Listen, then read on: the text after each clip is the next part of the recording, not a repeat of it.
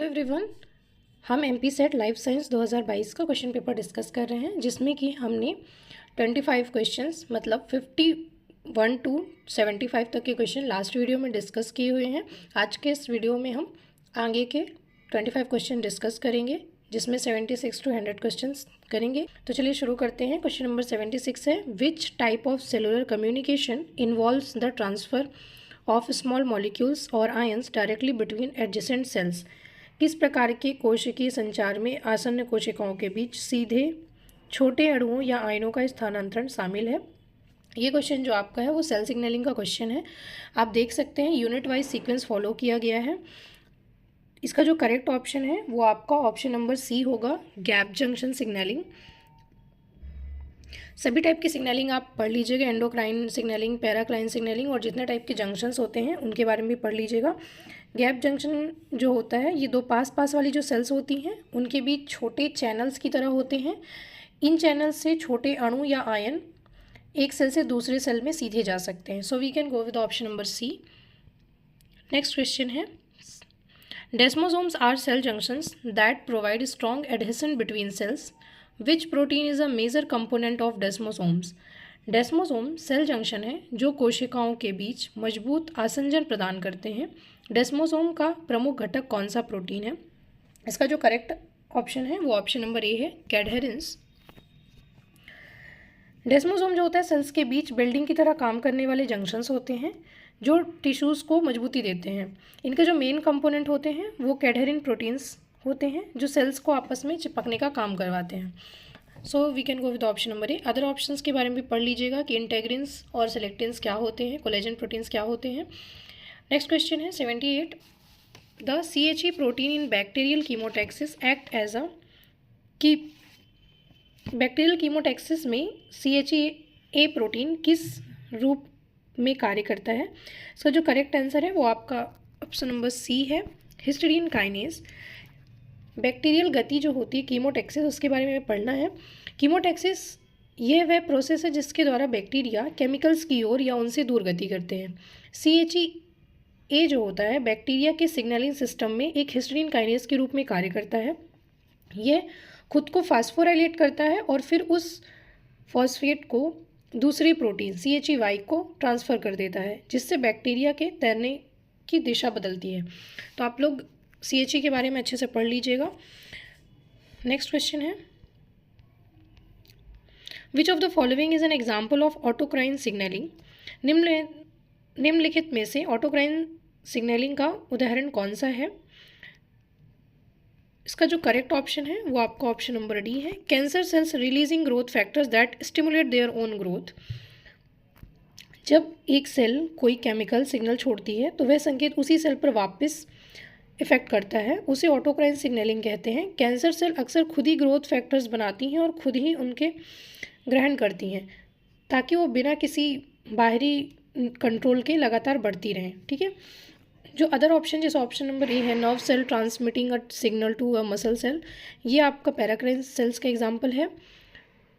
Option B है, hormone secreted by a pancreas affecting liver function, ये तो रक्त के माध्यम से जाते हैं, तो ये एंडोक्राइन का एग्जाम्पल हो सकते हैं। ऑप्शन सी भी इसका सही एग्जाम्पल नहीं होगा। So we can go with option number D. Next question is, tumour suppressor genes play a crucial role in preventing the development of cancer. Which of the following is an example of tumor suppressor gene? Tumour दबाने वाले gene cancer के विकास को रोकने में महत्वपूर्ण भूमिका निभाते हैं। निम्नलिखित में से ट्यूमर दबाने वाले जीन का उदाहरण कौन सा है। इसका जो करेक्ट ऑप्शन है वो ऑप्शन नंबर बी होगा, P53। हमारी बॉडी में सिक्योरिटी गार्ड की तरह ट्यूमर सप्रेसर जीन्स जो होते हैं वो काम करते हैं। ये सेल्स को अनकंट्रोल्ड ग्रोथ या डिवाइड होने से रोकते हैं। P53 जो होता है वो DNA में यदि कोई खराबी होती है तो वह सेल डिवीज़न को रोक देता है, जिससे DNA रिपेयर हो सके, और अगर DNA रिपेयर नहीं होता है तो सेल को एपोप्टोसिस की तरफ ले जाता है, जिससे कैंसर नहीं फैलता है। So we can go with option number B. Next question is, which pair of genes commonly impart in DNA damage mechanism. DNA क्षति तंत्र में आमतौर पर जीन का कौन सा जोड़ा भाग लेता है। इसका जो करेक्ट ऑप्शन है वो ऑप्शन नंबर सी है, एटीएम एटीआर। जब भी हमारे डीएनए में रेडिएशन या केमिकल से नुकसान पहुंचता है तो बॉडी उसे पहचानने के लिए सेंसर्स देती है। जो एटीएम एटीआर होते हैं ये मुख्य रूप से प्रोटीन काइनेज होते हैं जो डीएनए के टूटने या ख़राब होने का पता लगाते हैं। एटीएम का काम ये होता है कि जब डीएनए में डबल स्टैंडर्ड कोई बॉन्ड टूटता है तो वह रिएक्ट करता है, और एटीआर जो होता है ये सिंगल स्टैंडर्ड डैमेज में काम करता है। So we can go with option number C. BRCA1, P53, cyclin, caspase, इनके बारे में भी आप पढ़ लीजिएगा। नेक्स्ट क्वेश्चन है, the primary function of dendritic cells is to. Dendritic कोशिकाओं का प्राथमिक कार्य क्या है? तो इसका जो करेक्ट ऑप्शन है वो ऑप्शन नंबर ए है, present antigen to T cells. Dendritic cell शरीर में बाहरी रोगाणुओं को पकड़ती हैं और उन छोटे टुकड़ों पे तोड़ देती हैं और इन टुकड़ों को टी सेल्स के सामने ले जाती हैं। टी सेल्स एक्टिव हो जाते हैं और संक्रमण से लड़ना शुरू कर देते हैं। इसी कारण इनको APC भी बोलते हैं, मतलब एंटीजन प्रेजेंटिंग सेल्स कहा जाता है। So we can go with option number A. Next question is, study of ageing is known as. काल प्रभावन का अध्ययन कहलाता है। इसका जो करेक्ट ऑप्शन है वो ऑप्शन नंबर सी है, जेरोंटोलॉजी। आप लोगों को पता होगा, ये पहले भी डिस्कस किया है मैंने क्वेश्चन। उम्र बढ़ने की प्रक्रिया और वृद्ध लोगों में होने वाले शारीरिक, मानसिक और रासायनिक परिवर्तनों की स्टडी जेरोंटोलॉजी कहलाती है। अदर ऑप्शंस की बात करते हैं तो एम्ब्रियोलॉजी आपको पता है, भ्रूण के अध्ययन को बोलते हैं। एंटोमोलॉजी कीटों के अध्ययन को बोलते हैं, और जूलॉजी के बारे में आपको पता है। नेक्स्ट क्वेश्चन है, which type of cell division takes place in gametogenesis. युग्मक जनन में किस प्रकार का कोशिका विभाजन होता है? इसका जो करेक्ट ऑप्शन आयोग ने बताया है वो सी बताया हुआ है, only meiotic division. Next question is, acrosome is formed from which cell organelle. Acrosome का निर्माण किस कोशिका उपांग से होता है? इसका जो करेक्ट ऑप्शन है वो ऑप्शन नंबर बी है, गोल्गी बॉडीज। एक्रोसोम स्पर्म के हेड के ऊपर एक कैप लाइक स्ट्रक्चर होती है। इनमें ऐसे एंजाइम्स प्रेजेंट होते हैं जो एक की बाहरी परत जो होती है उसको डिसॉल्व करने में हेल्प करते हैं। सेल के अंदर मौजूद गोल्गी बॉडी का रूपांतरण ही एक्रोसोम बनाता है। So we can go with option number B. Next question is, the surface layer of sperm contains a proteinaceous substance known as. शुक्राणु की सतह पर प्रोटीन युक्त पदार्थ पाया जाता है जिसे कहते हैं। करेक्ट ऑप्शन है option number A, anti fertilizin. Fertilization के समय स्पर्म और एग एक दूसरे को पहचान सकें इसके लिए उनकी सतह पर कुछ केमिकल्स प्रेजेंट होते हैं। स्पर्म में एंटी फर्टिलाइजिन होता है और एग में फर्टिलाइजिन प्रेजेंट होता है। So we can go with option number A. Next question is, prime function of corpus luteum is. Corpus luteum का प्रमुख कार्य क्या है? इसका जो करेक्ट ऑप्शन है वो ऑप्शन नंबर सी है, एंडोक्राइन। कार्पस ल्यूटियम जो होती है ओव्यूलेशन के बाद ओवरी से बची हुई सेल से ये स्ट्रक्चर बनाती है। यह एक अस्थायी एंडोक्राइन ग्लैंड की तरह कार्य करता है क्योंकि यह मुख्य रूप से प्रोजेस्टेरॉन नामक हार्मोन स्रावित करता है। यह हार्मोन गर्भावस्था को बनाए रखने के लिए इंपॉर्टेंट होता है ना, तो यह एक एंडोक्राइन ग्लैंड की तरह फंक्शन करती है। Next question is, the best known cell line obtained from human carcinoma is. Human carcinoma से प्राप्त सर्वोत्तम ज्ञात कोशिका लाइन कौन सी है? इसका जो करेक्ट ऑप्शन है वो ऑप्शन नंबर डी है, हेला सेल्स। ये दुनिया की सबसे प्रसिद्ध और पहली इमोर्टल ह्यूमन सेल लाइन है। ये सेल 1951 में एक महिला के सर्वाइकल कैंसर से ली गई थी। इसका उपयोग पोलियो वैक्सीन से लेकर डिफरेंट कैंसर रिसर्च और चिकित्सा के हर बड़ी खोज में होता है। So we can go with option number D. Next question is, which cavity is found in gastrula stage of an embryo. भ्रूण में गैस्ट्रोला अवस्था में पाई जाने वाली गुहा है। इसका जो करेक्ट ऑप्शन है वो ऑप्शन नंबर बी है, गैस्ट्रोसील। एम्ब्रियोजेनेसिस में ब्लास्टुला से गैस्ट्रोला बनता है।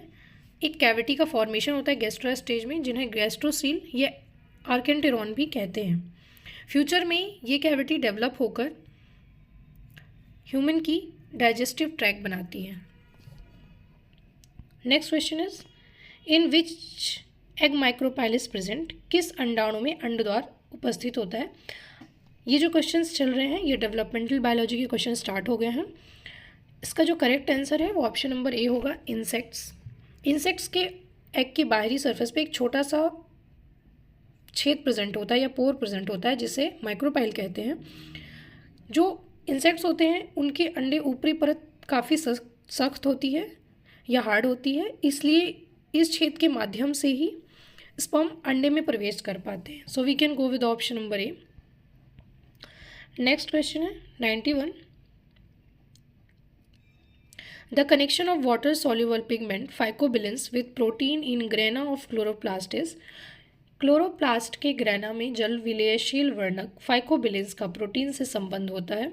इसका जो करेक्ट आंसर आयोग ने दिया हुआ है वो डी दिया हुआ है, highly stable. Next question is which of the following is free living nitrogen fixing bacteria. निम्नलिखित में से कौन सा एक स्वतंत्र नाइट्रोजन स्थिरीकारक जीवाणु है। इसके दो करेक्ट ऑप्शंस हैं, option A and option D. हवा में मौजूद नाइट्रोजन को NH3 जैसे रूपों में बदलना ही नाइट्रोजन फिक्सेशन कहलाता है, ताकि प्लांट्स उसका यूज़ कर सके। एजिटोबैक्टर जो होता है वो मिट्टी में रहने वाला जीवाणु है। यह किसी प्लांट से साथ नहीं रहता है, इसलिए इसे फ्री लिविंग कहते हैं। ऑप्शन डी क्लॉस्ट्रीडियम भी किसी प्लांट्स के साथ नहीं रहता है, इसलिए वो भी free living nitrogen fixing bacteria में आता है। Next question is photosynthetic units in green plants are. ये प्लांट फिजियोलॉजी के क्वेश्चंस हैं। हरे पौधों में प्रकाश संश्लेषण इकाइयाँ होती हैं। इसका करेक्ट आंसर है वो आंसर नंबर सी है, क्वांटासोम्स। क्वांटासोम जो होते हैं क्लोरोप्लास्ट के थाइलेकोइड मेम्ब्रेन में क्लोरोफिल के छोटे ग्रुप्स को ही क्वांटासोम कहते हैं। ये फोटोसिंथेसिस की कार्यात्मक इकाई माने जाते हैं, क्योंकि ये प्रकाश ऊर्जा को एब्जॉर्व करके रासायनिक ऊर्जा में कन्वर्ट करते हैं। Next question is the number of ATP molecules produce during complete oxidation of one molecule of glucose is. एक अणु ग्लूकोज के पूर्ण ऑक्सीकरण से उत्पन्न होने वाले ATP अणुओं की संख्या होती है। इसके जो करेक्ट ऑप्शन हैं वो दो हो सकते हैं, मे बी 36 और 38। इस क्वेश्चन को आयोग ने डिलीट कर दिया है।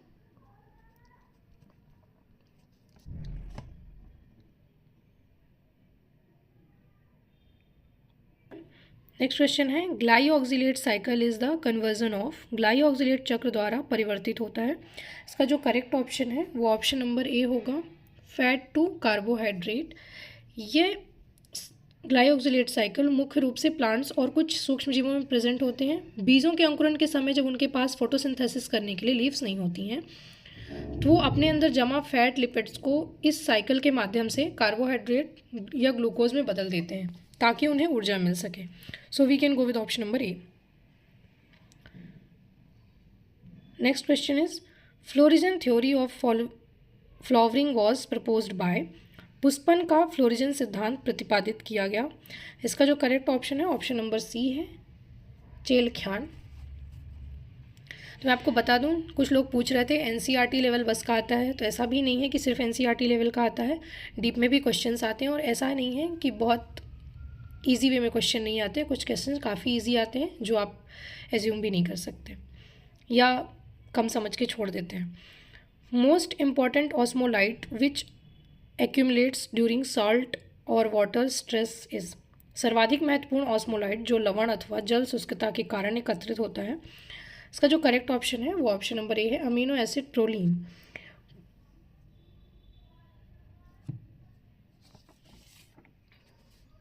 ऑस्मोलाइट ये वे छोटे अणु होते हैं जो सेल्स के अंदर जमा होकर उसे पानी की कमी या सॉल्ट स्ट्रेस से बचाते हैं।